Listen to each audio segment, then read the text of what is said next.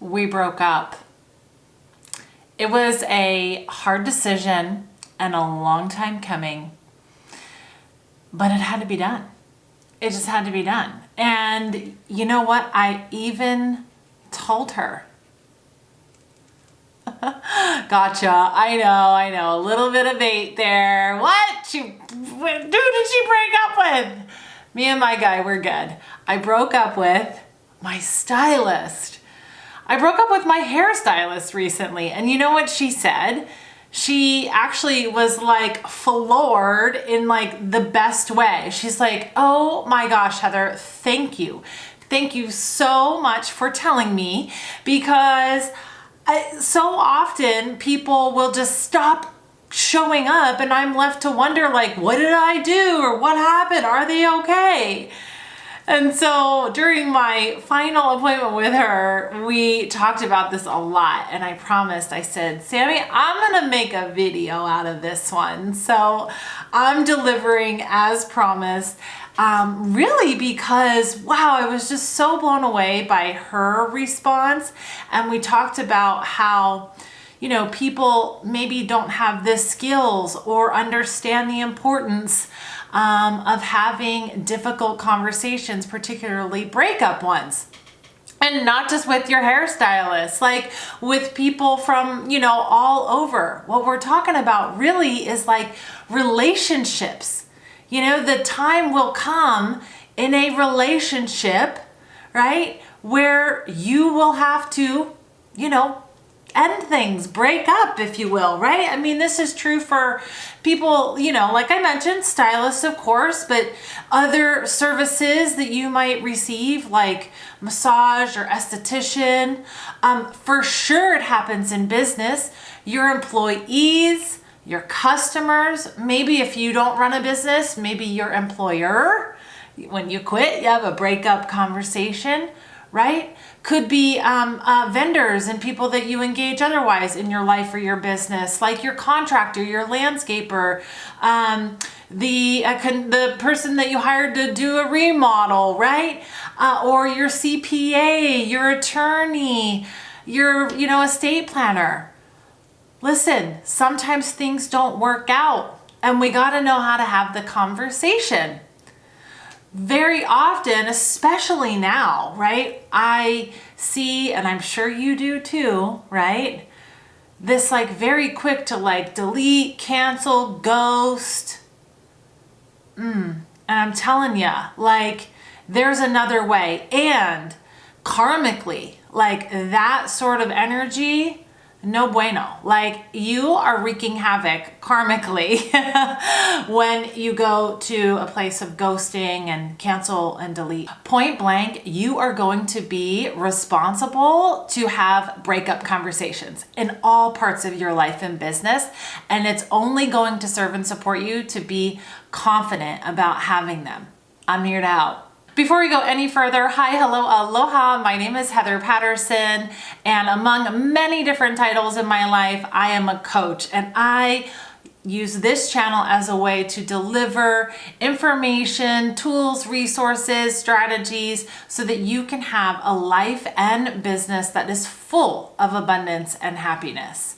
If you're new here, hi, welcome. I'm so glad that you stopped by. I hope you'll stay a while. And if you are returning, thanks so much. I'm so glad that you're here. Okay, so like I said, I had a breakup conversation with my stylist. And to give you a little bit of context, it was purely geographical. So if you have been following me for a little while, you know that I recently moved. I moved in the beginning of this year, and the salon that I was going to is now 45 minutes from my home. I work in that area a couple times a week, and I was trying to like do the whole stacking my time in that place. It just really wasn't working out. And a stylist that I know, love, and have seen previously is like less than 15 minutes down the road. So this breakup was hard because I love Sammy, yet, you know, my girl Brody, like, it was just time to weave her back into my life. Breakups like the one that I had with Sammy, my Scottsdale stylist, right? That was not very nerve-wracking. And it probably wouldn't be all that nerve-wracking for you. Whether or not you took the time out to have the conversation is up to you, and I'll give you my thoughts on that in a second. But what about the breakups that are where there's a little bit more at stake? They're less logical, right? They are a little more nerve-wracking.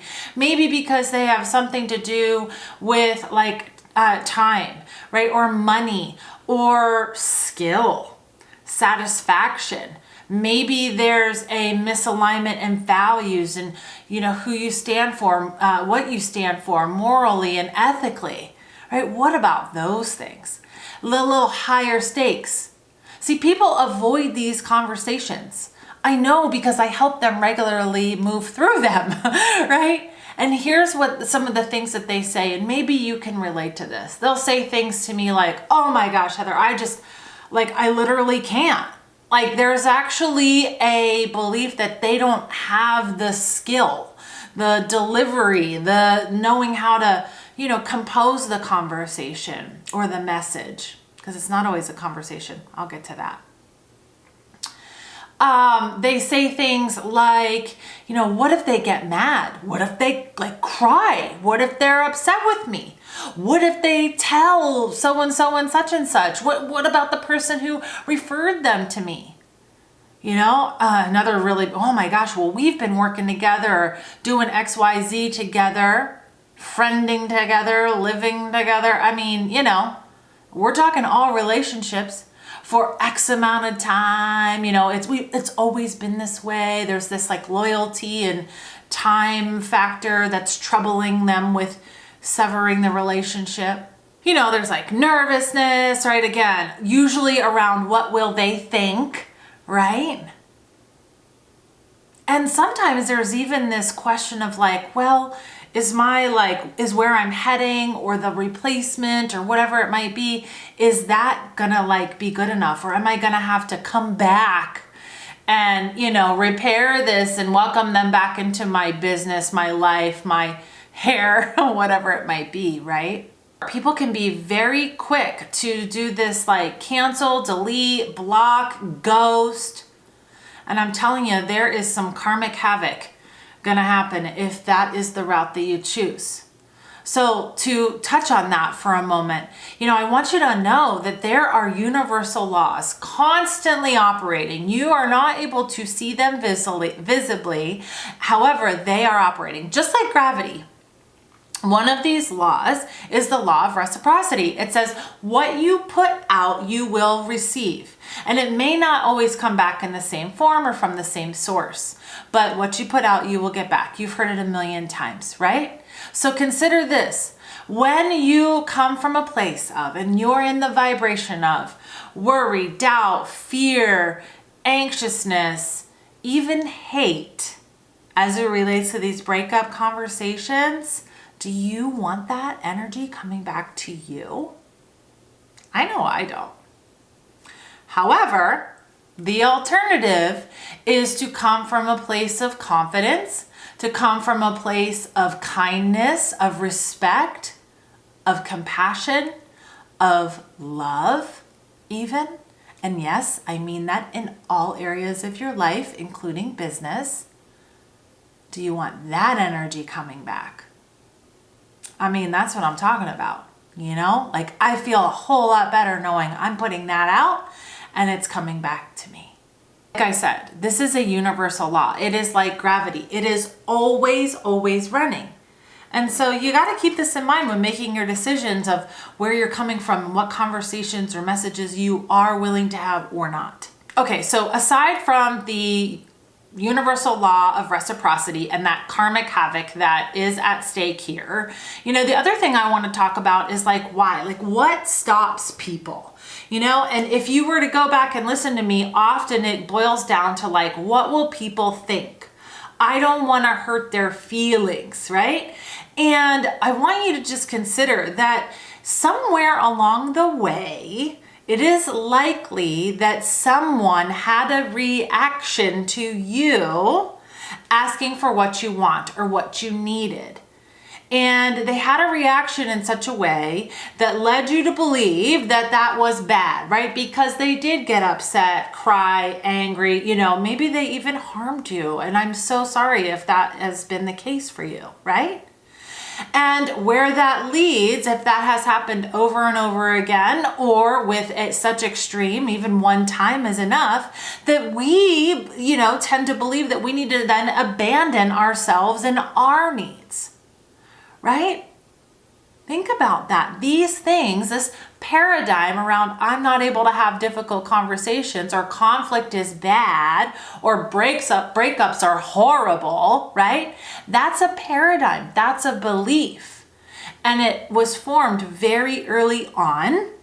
And you've just been probably putting yourself in your own situations to reinforce that belief. Enough. Enough is enough. The truth is that conflict, or in this particular case, the case we're talking about specifically is breakups. Breakups can be exceptionally empowering. They can be exceptionally liberating. They can lead you be a lily pad or another walk down the path of more success, fulfillment, happiness, joy. You just have to be willing to look at it that way. I mean, think about it. What is really at stake here when you are withholding and not having these conversations? Right? Chances are you're losing sleep over it. So your rest is at stake, which puts your health at stake. You're probably worried and maybe have some sort of doom looming, that sort of thing. So that's messing with your nervous system and your blood pressure and your ability to focus, which no doubt shows up at work, in your family, in your other relationships. When you are diligent about having these conversations in a timely manner, you will free yourself, as I mentioned before, and that load is lightened. You're going to be able to focus more. You're going to be able to concentrate.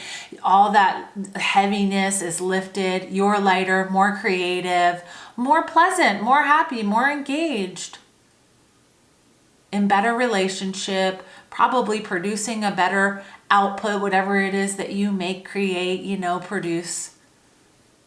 It's just better.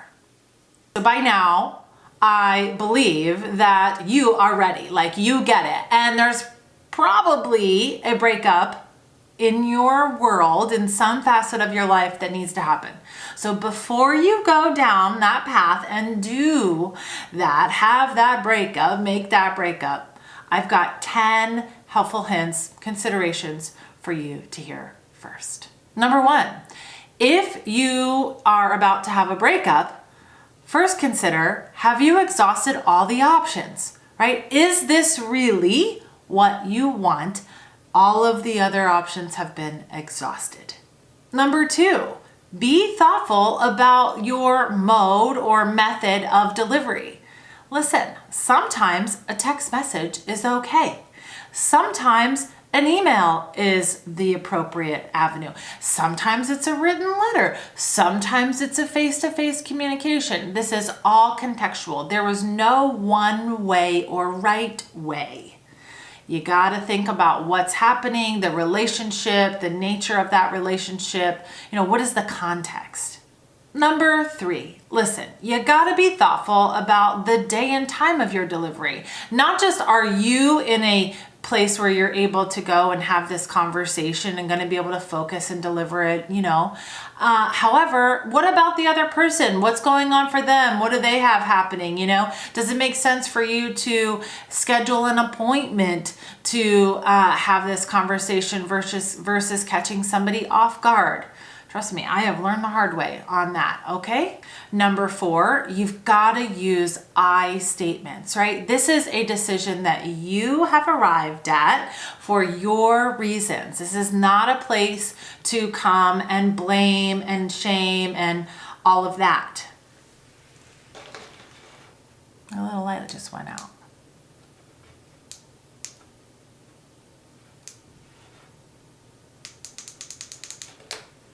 I don't know. It just went out. It's going to be fine.